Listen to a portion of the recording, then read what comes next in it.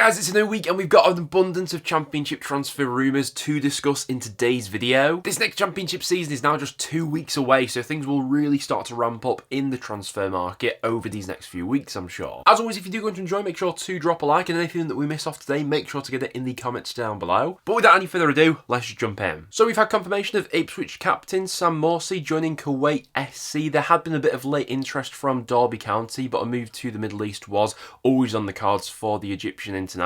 Sure, he'll be a presence that will be missed at Ipswich next season, not just on the football pitch, but behind the scenes in the dressing room. When you lose a figure that instrumental, who's been, a key component of that dressing room for the last few years, that's always going to take some replacing. But Ipswich working on rejuvenating that midfield this summer. You can see why maybe he has moved on. We've seen Charlton really splashing the cash this summer, and their biggest deal so far has been for QPR forward Charlie Kelman. The initial fee is worth 3.5 million, but it could rise to 5 million with add-ons included. Now, it's worth pointing out that he was going into the last year of his contract with QPR, and I think from the outside looking in, it always appeared like he didn't have a long-term future at Loftus Road. He's obviously coming off the back of a brilliant loan spell in League One last season for Leyton Orient, where he scored 23 league goals and got 5 assists. There had also been some interest from clubs in MLS as well. You'd imagine that would have drove the price up a little bit. Ultimately, I think QPR have got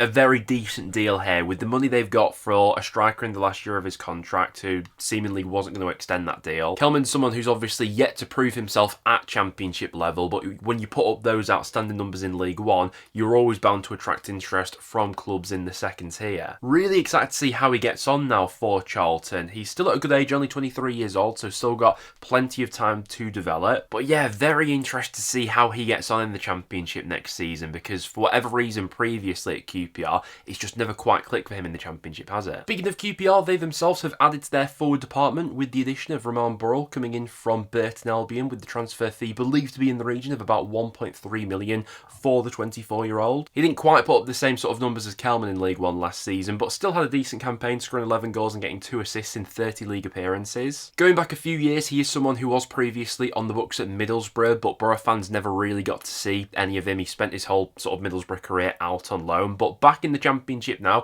interested to see how he gets on and whether he'll go in as a starter or probably more likely someone looking to come off the bench and someone to fight for a starting place. We've had confirmation of Preston signing Montenegrin fullback Andrija Vukovic on a free transfer. The most surprising thing about this deal is that we've handed him a 3-year contract, which I was quite taken aback by, to be honest with you. He had been on trial with us in pre-season, and I thought that if offering a deal, we'd probably look to give him maybe a 1-year deal with the option of a second, but we've gone straight in with a 3-year deal, which must mean that Hecky, people at the club have been pretty convinced by him in that short stint of time. He's 28 years old and plugs a gap for North End on that left-hand side. He's not really stuck around in one place for long. Throughout most of his career, he's had spells in Spain, Mexico, Croatia, Belgium, Serbia in recent years. He's really bounced about a lot. Tough to definitively nail down what he'll be like in the Championship next season, but yeah, he's been given a 3-year deal. We have had confirmation of Fulham attacking midfielder Luke Harris joining Oxford United on a season-long loan. He spent last season out on loan with Birmingham in League One, where he was sort of in that starting lineup, wasn't he? 20 years old. Oxford, I think, are in need of more creativity, and he'll look to plug a gap in that department. We've had confirmation of Stephen Bender coming in on loan at Millwall. With injuries in their goalkeeping department, this was always going to be a position that they were looking to strengthen this summer. He's someone who already knows the Championship from his time with Swansea previously. Wasn't going to be at Fulham this season, so that loan deal was sanctioned fairly swiftly. We've also had confirmation of Massimo Luongo signing for Millwall on a free transfer after his deal with Ipswich had expired. He had been on trial with Millwall during pre-season, and Alex Neil has clearly been impressed with the midfielder. It was a position that Millwall needed to strengthen, certainly after losing the likes of, George Saville, who went out earlier in the window, Honeyman as well. Luongo, good, steady Championship midfielder. Keep him fully fit, and you could have a very good Championship midfielder. I think he'll be a great fit into the way that Alex Neil wants to play football as well. Very tenacious off the ball, isn't he? Derby have signed another former Blackburn player. They've struck a loan deal for Liverpool fullback Owen Beck. He did spend last season out on loan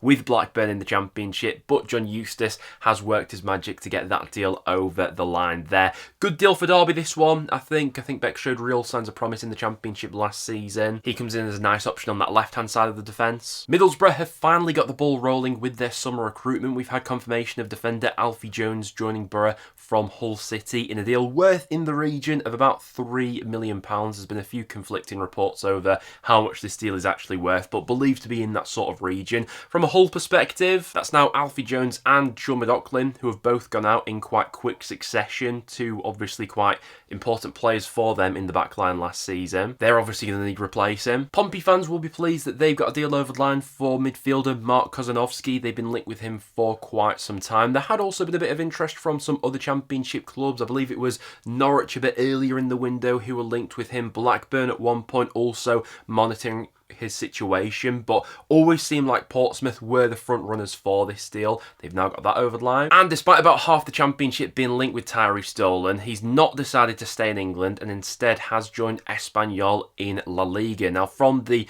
player's perspective, I don't think you can really blame him for that. While I'm sure he was offered a few lucrative deals in the Championship, the chance to go to Spain, join a side like Espanyol, play in La Liga as well, that's just such a attractive proposition that whatever the likes of, I don't know, your Derbys, Bristol Cities, Middlesbroughs, all clubs that were linked with him, could any of them have matched that sort of offer from Espanyol? I'm not so sure. But those are some of the done deals which have gone through in the Championship over these past few days. Now, without any further ado, let's jump into the rumours. And we'll start out with a bit of Wrexham news because once again they are being linked with a move for Christian Erikson. The Danish midfielder is available on a free transfer after his contract at Manchester United had expired. Now, these were rumours that came up right at the start of the summer. Wrexham were linked with Erikson early on. They then seemed to go quiet for a few weeks, but he's still without a club, and here we are again finding ourselves with these rumours popping up. Now, it has been reported that Wrexham have now made an approach and offer to Erikson. So as things stand, the ball is very much in his court. Now, it has been reported that Erikson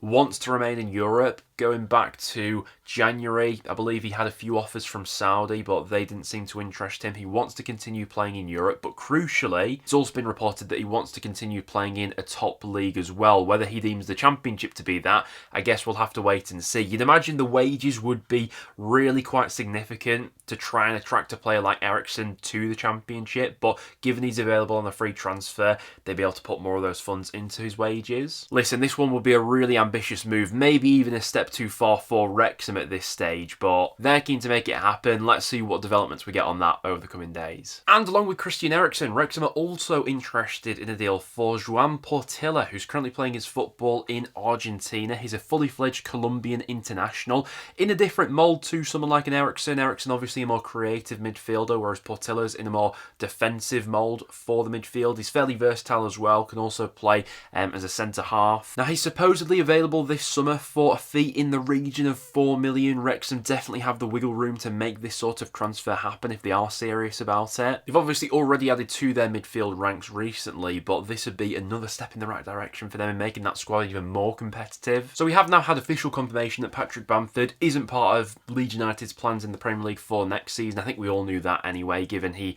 really barely featured for Leeds in the Championship next season. Only really played a cameo role for them coming off the bench, didn't he? He's still under contract for another year at Elland Road, but Leeds are willing to facilitate a deal this summer, and several Championship clubs have since been linked. Obviously, going back earlier in the window, Wrexham were linked. We've since had links to the likes of Coventry, Middlesbrough and Birmingham. He's an interesting one, Bamford, isn't he? Because, I mean, last season wasn't really fully fit, and like I say, didn't get to see much of him in a Leeds shirt, did we? I would imagine, though, there are still a few suitors thinking that they can still get another year or two out of Bamford in the second tier. Whether that's as a regular starter week in, week out, I'm not so sure, but even as someone just to come off the bench for the last 15-20 minutes of matches, I could see why there'd be a bit of interest there for him. So we've known that Ipswich have been interested in Middlesbrough midfielder Hayden Hackney for quite some time. Well, the latest reports coming out about this story is that the Tractor Boys are preparing a £20 million bid for the Borough midfielder,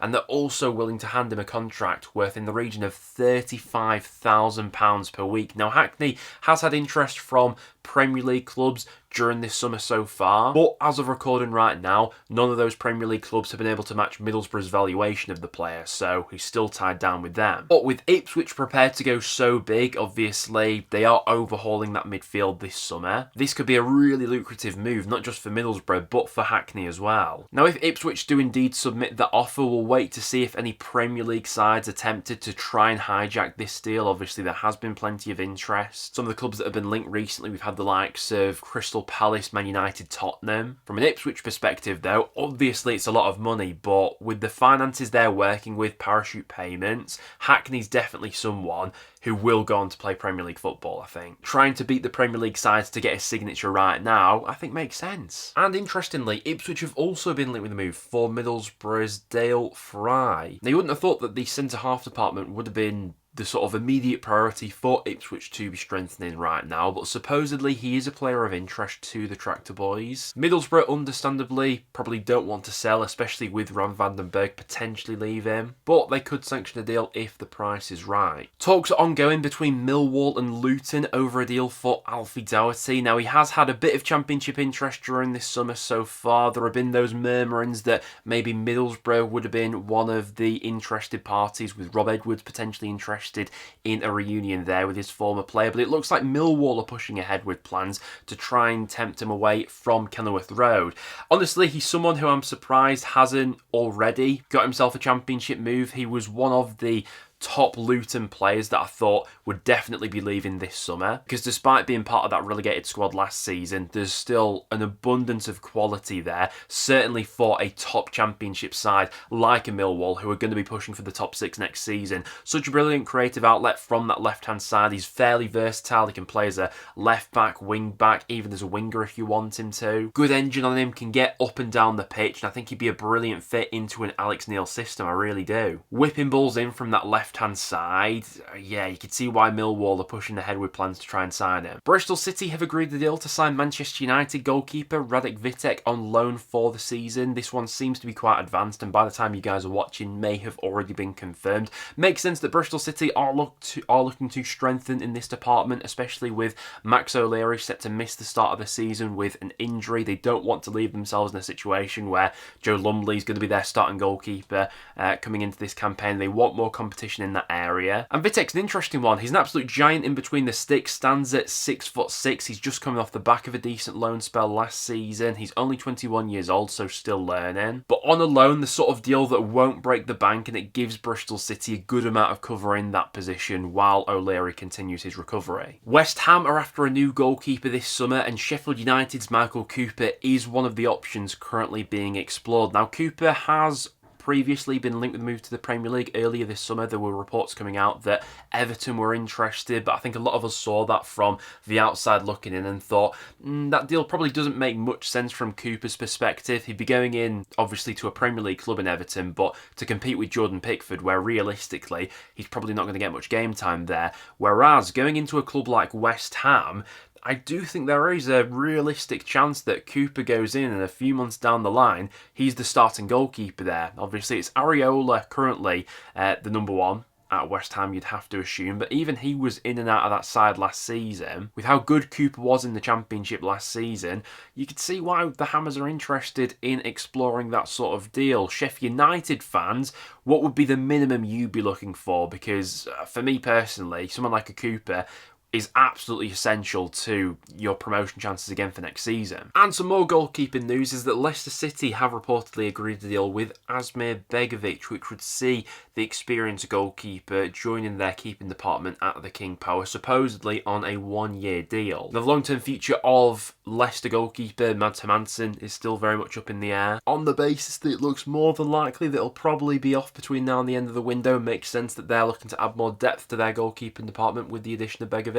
And following months of speculation, it looks like Ollie McBurnney could be heading back to Swansea after all. Obviously, there's been plenty of interest in the free agent this summer. Hull in particular have been linked constantly, but with their current embargo, would make a deal tricky to complete at this stage. Swansea have also been in the race for quite some time, and going off the latest reports, it seems like they're now back in pole position to get this deal over the line. Obviously, McBurnney was brilliant during his initial spell with the Swans. Available this summer as a free transfer, I think it's a nice option as long as the wages are right. QPR are still looking to strengthen their forward line between now and the start of the new season, and they've been in talks with Schalke forward Pape MessaBar, with QPR set to pay an initial fee of anywhere from sort of 400 to 500k, so they won't be breaking the bank on this sort of deal. He's got a decent goal scoring record in the French second division. He only moved to Schalke last January, but looks like he'll be on the move quite promptly if QPR are able to get this one over the line. Norwich City is still pushing ahead with plans to sign Danish midfielder Pelle Matson, with their latest bid being worth in the region of 2.6 million. Now, earlier in the window, they did have their